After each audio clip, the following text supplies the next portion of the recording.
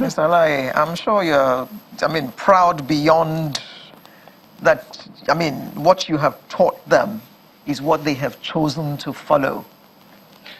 Very much so. And that's not to say, of course, that maybe there's one or two bad ones. That's the point I'm making. That's what I want to make. in our facility, in all our training facilities, we have two walls there.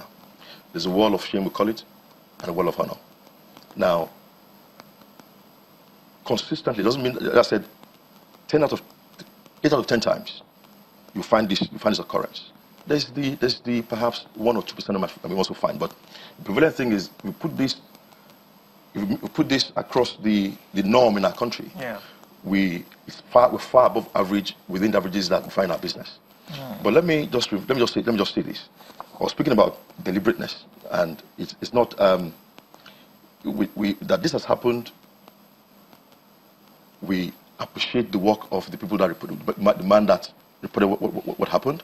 And I think it was the husband of. No, it was the guest, was the friend of the family that came to pick them up. Okay. Yes, that decided to, and the reason why I did that because he said he actually came to, he refused to come. If I'm going to come to went to appreciate them, he finally came. He said the reason why he did it, why I did that, why I decided to polish. He said when he came back, he said, look, we found this, please take money, and we're probably begging them to accept something for what they've done. And they refused. And they refused it. And they made one statement that we are only doing our jobs. He said, that was very much. He said to them, look, for to have done this, let me also, I'll try and give you what is beyond the money you've asked for. I will let the world hear what you've done. And that was what he formed his writing that.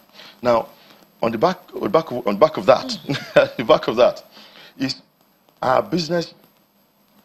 Look, the fact that our world has changed. Technology is making things happen to everybody. We've seen that. But culture and what we are, who we are as a people, this is what we're trying to push out in our business, that we can, in our little space, own our sphere of influence and begin to drive things in the way that should be done. I make bold to say, if you go through our system, what we've done in our little sphere, I've seen that one day we just go and see our back end. Nobody works with us from the beginning. That everyone coming to our business, we're going to start this business. Everybody, we do a background check on them. We know who they are. We do verification. On the back of that today, that's 6 years ago, we've spinned off a company that does that, because we've done that well, to know our people and to ensure that we do our business the way that provides and gives peace to who interacts with our brand. Now, because of that open world that we're speaking about today, is a whole system that presumes that, look, things may go wrong. But if it goes wrong, do we have what it takes to at least restore? Now, that's technology, that is people.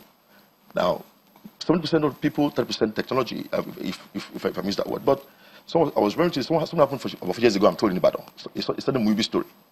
A Muibi was a Java in Ibadan who found money in the bag, I think 1978 or so, and he took it to BCOS in Ibadan to announce that he found his money. And the people of Ibadan turned around to begin to call Muibi. It became a phrase in Ibadan that don't be a fool like Muibi, who found money and returned. That was about for some years ago. And the question is that this has happened. It will keep happening. What is the nation doing about it? What is the press? What are we doing to begin to change the narrative? Now, I was told then that BCOS had to run a campaign that was different to begin to change the narrative. That look, to be a Muibi is nothing about to be a Muibi. So today, we're telling them that maybe by September they have fees to pay, and they say, well, they may have that money not to pay or not to pay. I say, well, Francis, you may be a fool to have returned that money. And society will also not be forgiving.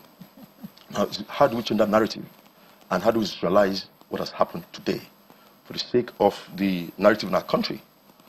So institutions must begin to understand, and ourselves, all of us involved, must begin to understand how do we change that narrative. If Archbishop of Canterbury has called on this matter, I received messages from about 8 different countries just commending, I mean that. They heard this happened and they commented from 8 different countries. Now, and everybody seems to be latching on it that look, something good has come out of our country. But there are people, many like that go unsung. How do we begin to push out the narrative or all our encounters? Today, we are in an open world today.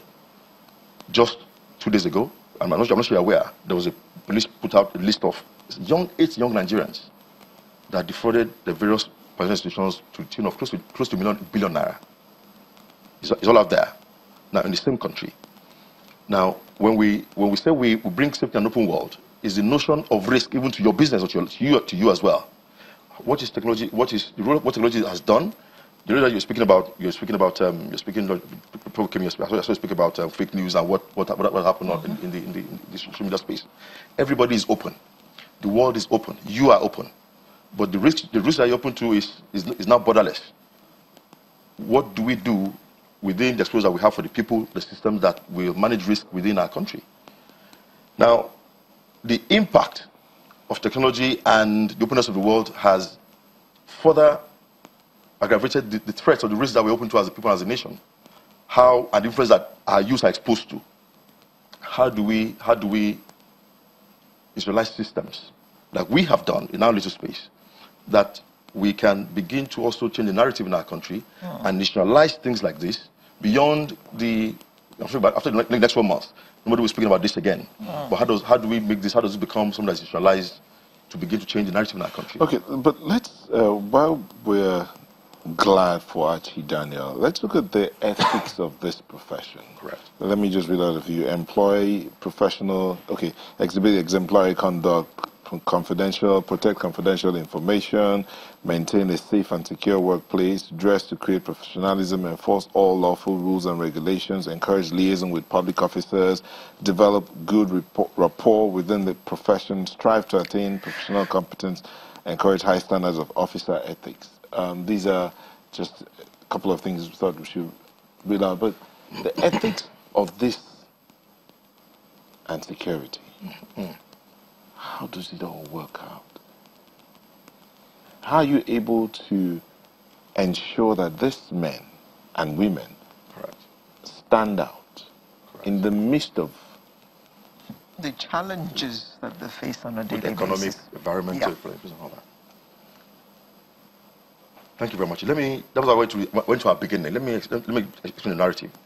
Today, it's easier to commit crime in the developing world, in economies like ours, without being caught. Why? Because when there's opportunity, the threat is there, and there will also be a perpetrator that will always commit that threat. It's called the threat triangle. Now, what's the difference between our crime and other crimes? Is the refusal to invest. Security is not the hardware you see. If you look at the notion of national security that says food, economic, political, health security, food security, border security, those things, they're all notions of national security. It will amount to nothing without the investment in the infrastructure. What do I mean by that? In those crimes, we know who you are, identity management. So in our business, as far back as 25 years ago, we knew the importance of that, and we invested in knowing each and everyone that walks through our doors, that goes through our school, before we deploy them. So we have our own database of our people, digital database that we transfer today. Everyone that walks through Halogen is known. We know who your guarantor is, we know where you live, we know where you work, we know where you work, so that is there. Now, nationally, can we serve that of our nation today? So if someone walks in here, perhaps just shoots me and runs out of this room, how long will it take us to produce it? Now, speaking about infrastructure, so we've invested a lot in that. Two, the support to the man, that the man himself is also exposed to risk in the work that he does. As a company, we've invested in that back end that gives him the confidence to know that, look, there is a big brother behind you that sees and knows what you do also. But when you make your choices, occasionally when no one is there, some we miss some, but eventually our system will come back to restore. Now, it doesn't happen by chance. So if, as a business, we've done that, we teach them, we've reinforced that in them. We have the systems, we've created so much behind them. Now, naturally, they must be confident that, look, there's duty of care. Well, these people, something is at the back of what I do. I have the confidence that if anything goes wrong, either positive or negative, I'm covered, or this system protects me. Now, put that in context of our nation, as I'm coming. If something happens in Nigeria today, you don't have a national database that is yet active. The policies that govern... Work in progress. I know that. Now, there's the policies that should also aid, that aids all of these things. If I relocate today from Sulere to Keja, for instance, by law, in those crimes, my identity changes. Everything about my passport expires, my driver's license expires. Why? Because I've changed address. That means someone must know by duty. I must report to my county or local government where I have moved to. These are things that add on to national security and safety.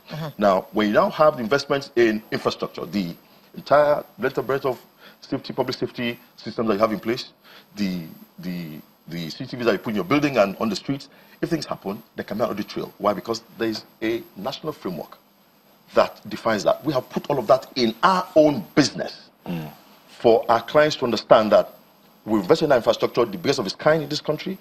We have systems that support the operations. When you have a halogen man, we have a man that doesn't have uniform. He doesn't work alone. There's a huge lot of management that works behind him. On what you mentioned about the ethics and what supports them, that system is there. Okay. The background check, they're known, and we can know where they are in all of every point in time. Okay. Thank you very much. We have to go now, but I need to read out some messages for the two of you from Nigerians who are watching.